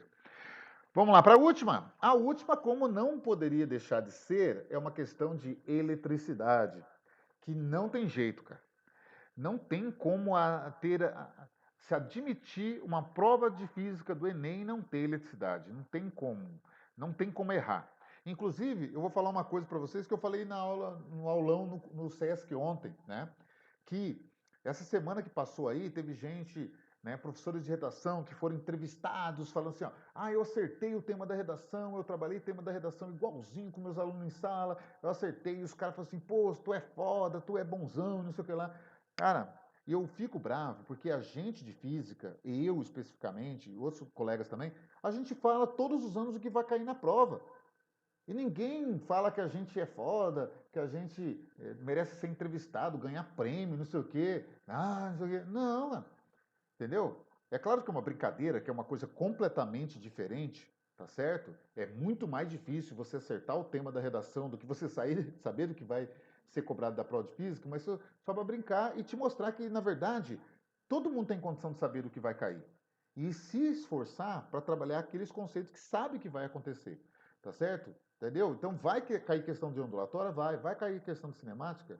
Perdão, de termologia? Vai cair questão de eletricidade? Vai cair de cinemática? Já, né? Nem sempre, tá certo? Porque está dentro de mecânica, mas às vezes em mecânica eles vão cobrar dinâmica, eles vão cobrar energia, mas não cinemática, tá certo? Mas é possibilidade. Mas, ó, eletricidade, termologia, ondulatória, esquece, vai ter na prova, certeza, tá bom?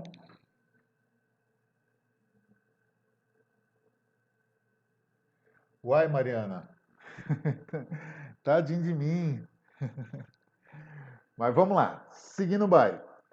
O chuveiro elétrico é um dispositivo capaz de transformar energia elétrica em energia térmica, o que possibilita a elevação da temperatura da água. Em um chuveiro projetado para funcionar em 110 volts, pode ser adaptado para funcionar em 220 volts, de modo a manter inalterada sua potência.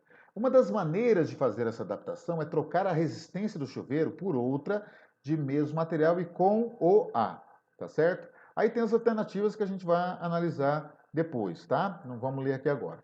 Mas, olha só. Questões envolvendo mudança de equipamento entre voltagens, porque assim, no Brasil a gente tem duas voltagens comuns. A gente tem o 110 e o 220. Aqui em Palmas é 220 porque é uma cidade mais nova. Cidades mais antigas, geralmente as cidades do litoral, que foram as primeiras que apareceram no Brasil, que foram formadas, né? Essas cidades mais antigas, em geral, todas são 110 volts. As mais novas são 220. Tem uma explicação do porquê. Para o consumidor final, para a gente que consome, né, não faz a mínima diferença 110 e 220. Tem gente que põe na cabeça, não sei porquê, que um deles gasta mais do que o outro. 220 gasta mais 110, não tem nada a ver. É só um padrão estabelecido pela concessionária de energia elétrica. Não tem nada a ver com o nosso uso pessoal, tá certo? Mas tem um porquê existe essas duas no Brasil ainda hoje. é uma questão histórica e tal, que também não convém aqui. Mas é comum falar de questões e você ter assim, eu peguei uma lâmpada, ou um chuveiro, uma chapinha, um equipamento qualquer do 110 e liguei no 220. Se isso acontecer, você vai explodir seu equipamento na hora. Do 110 para o 220, o equipamento não tem poder de aguentar a corrente elétrica maior que vai entrar dentro dele por ele estar numa voltagem maior. Agora, do 220 para o 110, ok, não tem problema nenhum. Mas tem equipamentos que não vão ligar. Por exemplo, televisão, o notebook, uma geladeira, não vai ligar no 110 se ele está programado para trabalhar no 220.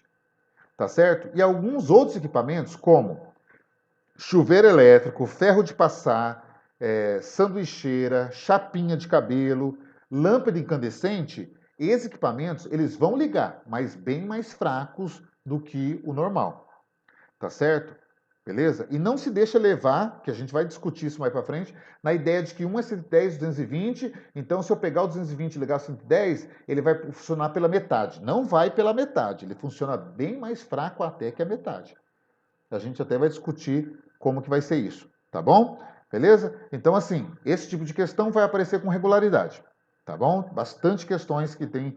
Eu tenho uma lista de exercícios só com questões de eletricidade do Enem, e ela é enorme, ela tem 60 e poucas questões, e olha que eu não coloquei todas, e vira e mexe tem questão desse jeito, tá? Fica até repetitivo. A gente fala assim, de novo, cara, muda esse troço, mas tem bastante assim. Vamos lá? Então vamos lá. Para a gente começar, a gente precisa. Só uma coisinha aqui. A gente precisa ter noção da chamada primeira lei de Ohm.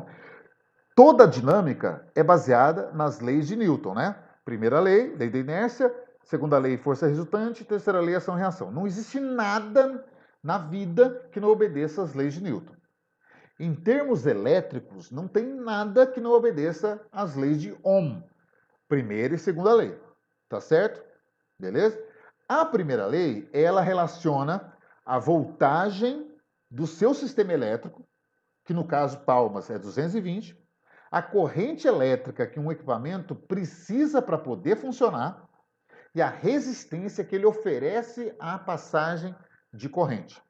Agora olha só, lembra que eu falei agora em instantes que chuveiro, ferro de passar, chapinha, sanduicheira, lâmpada incandescente, você vê que esses equipamentos, todos eles são chamados de equipamentos resistivos. Qual é a função deles na situação?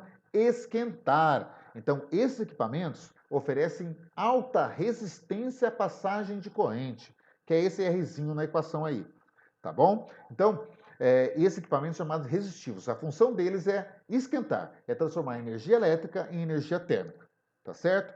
Eu costumo chamar essa equação do palhaço. Eu até tenho vergonha de falar isso, né? Mas é a equação do palhaço porque o palhaço você vê e ri. Estou te dando um intervalinho para você falar aí. Que idiotice. Pode falar. É bobagem, mas funciona, tá certo? A gente está fazendo uma coisa. Usa a equação do palhaço, porque vê e ri, tá certo? É bobagem, eu sei, mas funciona. Você vai lembrar disso depois. Tá beleza? Bom, a gente também precisa ter noção da chamada potência elétrica. A potência elétrica é a chamada equação do PIV. A potência elétrica é o quanto um equipamento consegue transformar de energia elétrica num outro formato, que geralmente é o formato calor para nós aqui. Tá certo? Mas uma televisão vai transformar corrente elétrica em som e luz.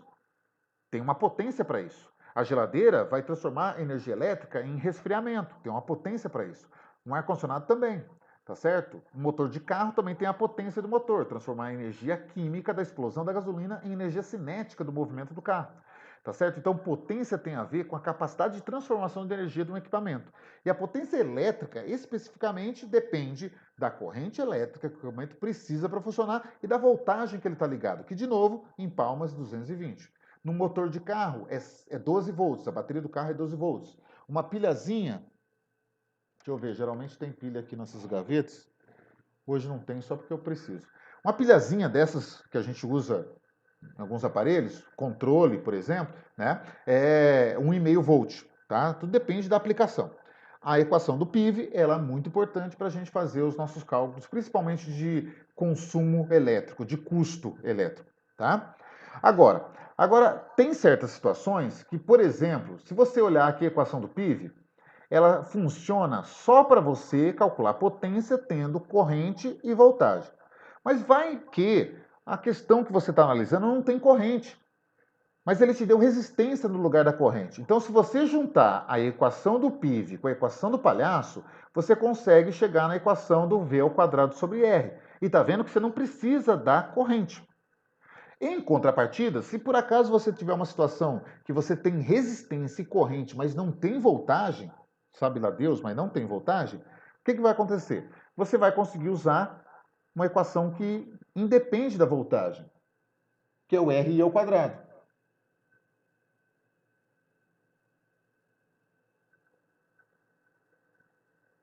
Pedro é o mestre do Enem, é isso mesmo. Mas R não é I vezes U, não. R é U sobre I, né? Cuidado com isso aí, Salatiel. Tá certo? Então aqui, você pode, então, juntar as duas equações principais, PIV e equação do palhaço, e moldar outras equações a partir delas, conforme a sua necessidade. Tá bom? A gente voltando aqui para a questão, acho que a gente já vai voltar para a questão. Ah, não. Vamos falar primeiro, antes disso, da segunda lei de Ohm.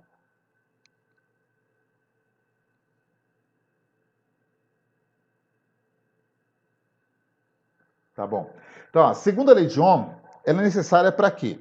Para a gente entender que quando uma corrente elétrica percorre um circuito, percorre um fio elétrico, as características do fio interferem na dificuldade ou facilidade que a corrente tem de percorrer o circuito elétrico, um fio elétrico, tá certo? Então, se a gente pega um fio elétrico qualquer, tá certo? E a gente entende que esse fio elétrico ele vai transmitir a corrente elétrica, as condições materiais do fio interferem nessa transmissão. Por exemplo, assim, você já ouviu falar, em algum momento na sua vida, que tem uns malucos que vão e roubam fiação elétrica da rua, os fios de cobre. E por que eles fazem isso? Porque o cobre é caro, entendeu? Então, eles vendem e ganham dinheiro em cima. Teve uma época para trás do Brasil aí que foi feito um estudo para trocar toda a fiação elétrica de cobre, que é caro, por fiação elétrica de alumínio, que é barato. Porque alumínio você junta aí 3 toneladas de alumínio e dá 50 centavos. Entendeu? E qual era o objetivo? Desincentivar o pessoal a roubar os fios.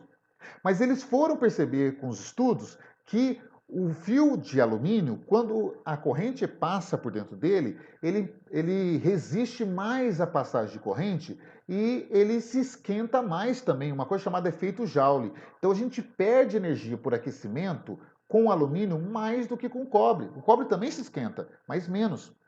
Ou seja, não compensaria em termos monetários você trocar toda uma rede, sendo que depois você perderia na transmissão. Isso eu estou simplificando bastante, inclusive, também, ok? Beleza? Então você vê que o material do fio interfere na transmissão da corrente elétrica porque interfere na chamada resistência. Outra coisa também, quando você vai fazer uma reforma numa casa e o pessoal vai, por exemplo, mexer na fiação elétrica, né? Quando vai mexer na fiação do chuveiro, o fio que está lá ligado para o chuveiro, ele não é igual a outra fiação da casa. Ele é um fio para o chuveiro. A tomada não é uma tomada normal, é uma tomada para o chuveiro. Por quê? Porque esse equipamento, o chuveiro elétrico, ele puxa muita corrente, ele é um gastador de energia poderoso. Então, tem que chegar muita corrente nele. Então, o fio ele tem que ser mais grosso para facilitar a passagem de corrente. Se você colocar um fio mais fino, ele vai se esquentar muito e ele vai arrebentar. Então a gente põe um fio de bitola maior, é o jeito que a gente fala, é a grossura do fio, tá certo? Então, por isso que a segunda lei de Ohm, ela trata do material, esse termo aqui, ó, é o Rho que a gente fala, é a letra grega Rho, ele é a chamada resistividade. Ele diz pra gente que os materiais resistem à passagem de corrente de maneira diferente dentro deles. Esse L aqui, ó, é o comprimento do fio. SA aqui é a área do fio, se ele é mais grosso ou mais fino. E esse R é a resistência, tá certo? Então a gente repara o seguinte aqui, ó, lá, matemática de novo. Se esse fator aqui aumenta, certo? O que acontece com esse? Diminui, porque eles são inversamente proporcionais, porque eles estão se multiplicando na equação, tá vendo? Aqui, se eu passar para cá, eu passo multiplicando, né? Então, se eu aumento um, diminui o outro, correto? Fechou? Agora, olha só. Se você diminui a resistência, você facilita a passagem de corrente, não é isso? Tá? Corrente e resistência são inversamente proporcionais. Se você aumenta a resistência, diminui a corrente. Se você diminui a resistência, aumenta a corrente. Tá bom? Essa é a importância dessa equação aqui para a gente agora, tá? Agora acho que a gente vai voltar para a questão. Ah lá, beleza? Então, olha, informação importante da questão. Ele diz que foi passado de 110 para 220, beleza? Não é isso? Ó, 110 para 220. E tem que ser mantida a potência do equipamento. E aí a questão pede, ó, para a gente poder fazer isso, a gente vai fazer uma adaptação na resistência do chuveiro para permitir essa mudança de voltagem, mas ainda assim não perder potência. Ou seja, o chuveiro vai funcionar normal, ele vai continuar esquentando normal, mesmo numa voltagem diferente. Tá certo? Então, a proposta da questão é: o que se pode modificar na resistência para que você não precise trocar o chuveiro inteiro? Tá certo? Então, lá vai as alternativas. Ó. Para a gente poder fazer essa análise, a gente vai pensar na relação da potência, que vai ficar inalterada, né? A potência vai ficar constante. A voltagem vai alterar e a gente precisa mostrar uma alteração na resistência também. Por isso que a gente vai usar o PV ao quadrado sobre R. Nesse caso da questão, a voltagem vai aumentar, não é isso? Não é isso mesmo? E a resistência vai ter que aumentar também. Por quê? Porque os dois estão se dividindo, então eles são diretamente proporcionais. Certo? Então, olha só. Uma coisa que a gente tem que prestar bastante atenção é nessa ideia do quadrado. A voltagem está elevada ao quadrado. Então, qualquer modificação que eu faça na voltagem, a resistência vai sentir essa modificação, mas no quadrado. Tá certo? Então, por exemplo, se a voltagem, se eu vou multiplicar a voltagem por 2, como essa multiplicação eu vou ter que levar ao quadrado, a resistência vai se multiplicar por 4, né? Porque é 2 ao quadrado, que é 4. Se eu multiplicar a voltagem por 3, a resistência aumenta por 9. Se eu multiplicar a voltagem por 4, a resistência aumenta por 16 por causa do quadrado. Tá certo? Então, agora, feita essa leitura, né? Vamos lá, ó. A voltagem passou de 110 para 220. A voltagem dobrou, certo? Se a potência é constante, a voltagem aumentando, a resistência tem que aumentar, mas no quadrado, a resistência 2 tem que ser 4 vezes a resistência 1. Concorda comigo? Tá? Agora, essa questão, ela pode ser resolvida fazendo contas mesmo, tá certo? Mas não precisa fazer a conta, não precisa substituir valores e fazer contas. Se você souber fazer o raciocínio das proporções matemáticas, você resolve essa questão tranquilamente. Beleza? Entendeu essa parte aqui? Se você aumenta a voltagem no dobro, a resistência aumenta por 4. Tá certo? Porque é 2 ao quadrado. Tudo bem?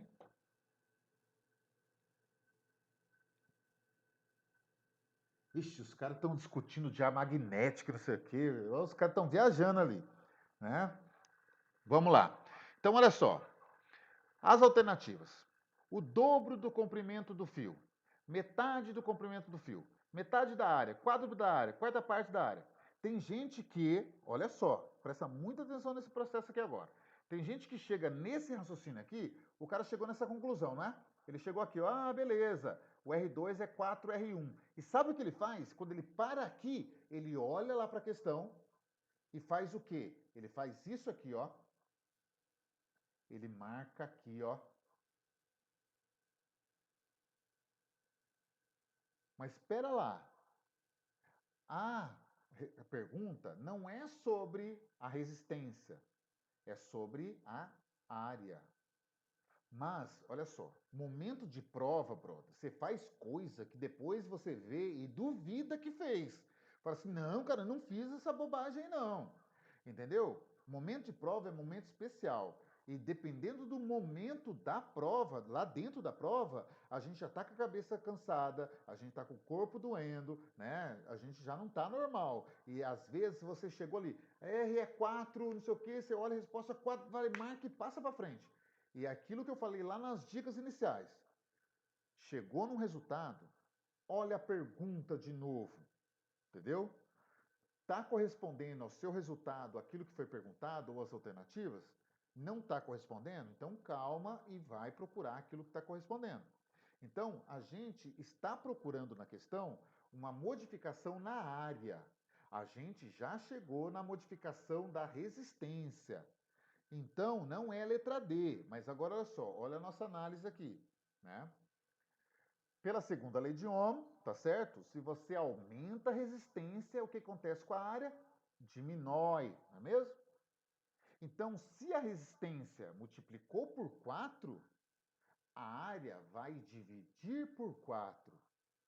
Pegou a ideia? Não é a resistência que ele está pedindo, mas a gente precisa da resistência para poder chegar na ideia da área e perceber que a área e a resistência são inversamente proporcionais. Se a resistência aumentou por 4, a área tem que diminuir por 4. Certo? Ok? Beleza? Ah, e só para fechar, por que, que a resistência aumenta? Ou melhor, ela tem que aumentar. Porque olha só, o chuveiro no 110, ele vai receber muita corrente. Certo? Então você tem que restringir a passagem de corrente aumentando a resistência para que o chuveiro não exploda, não queime completamente, pegue fogo, tá certo? Por isso que aqui você diminui a área do fio para passar menos corrente para que o equipamento funcione normalmente e não exploda. Essa é a lógica envolvida aqui. Fechou? Ok? Então aí é a letra E. Certo? Antes da gente fechar de fato, tem alguma coisa que você precisa me questionar? Ou a gente já pode encaminhar os beijinhos, tchau, tchau e fechamos? Tá tudo bem? De novo, ó, se você quiser essa apresentação, pode me pedir. Se você está precisando de algum outro material, você quer lista de exercícios sobre algum assunto que a gente lidou aqui, eu tenho para te mandar, né? Qualquer coisa, qualquer exercício que você tenha uma dificuldade, quer me pedir ajuda e tal, né? Eu estou disponível, estou à disposição para todo mundo, é só me procurar que é nós, tá? Tá certo? Talvez eu não possa responder imediatamente ali, porque a coisa está uma loucura esse final de ano, né? Mas a gente ajuda naquilo que for possível, tá bem? E antes de finalizar de fato, né?